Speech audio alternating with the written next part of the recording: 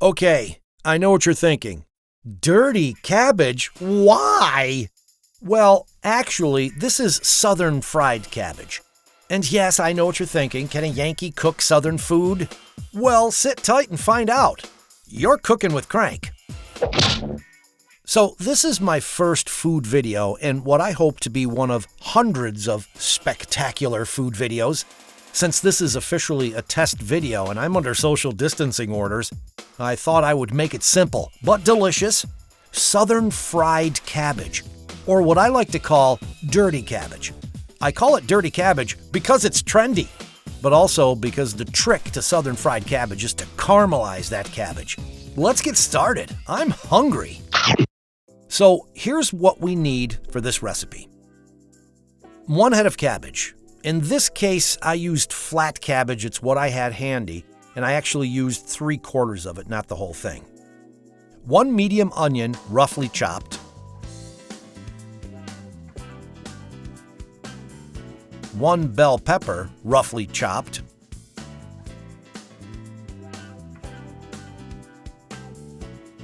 1 serrano pepper, thinly sliced. 5 cloves of garlic, chopped.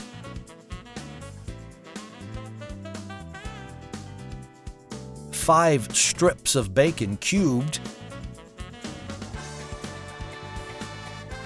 3 links kielbasa sausage. I would prefer andouille, but because this is the social distancing special and I'm kind of sequestered, I guess if that's the term you use, I guess I have to use what's in the fridge. And I happen to have some kielbasa, but again, I'd prefer andouille. Same thing with the cabbage. I'd prefer a nice round green cabbage, but the flat cabbage is just fine. 1 teaspoon cayenne pepper, 1 tablespoon organic cane sugar, and salt and pepper. And we'll salt and pepper every step of the way. So first we'll add the bacon. We don't need oil because the bacon will render its beautiful pork fat for us. And this is also the base of flavor for this dish.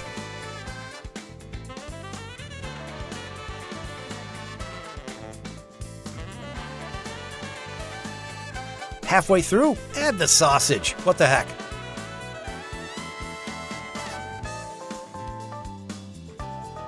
Once the bacon and sausage are cooked, take them out and let them chill for a bit. Now, add the onions and the peppers to that awesome heart attack. Bacon fat. And let's saute them around until they start to sweat. You would sweat too if you knew you were about to be eaten. And of course, a pinch of salt and pepper. Hey, I'm a saute guy, so I always have a little bowl of salt and pepper mixed, all ready to go. A little heavier on the pepper. Because in my opinion, you can't have one without the other. So why not take them out of social distancing and mix them all together? Now add the garlic. Honestly, you can add the garlic earlier, but let's be technically sound here, okay? While you're sauteing the onions, garlic, and peppers, don't forget to scrape the love from the bottom of the pan. It will help prevent it from burning and add more flavor. Continue that graceful motion of moving those aromatics around with your wooden spoon for a couple more minutes, and then it's time to add the cabbage. Make sure you chopped it, let it soak for a couple minutes in cold water, and let it drain.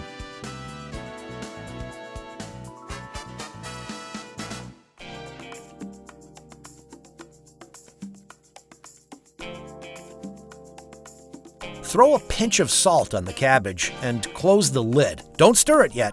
As the steam hits it, it will immediately begin to render out its own liquid. So don't worry, you won't burn the onions and peppers.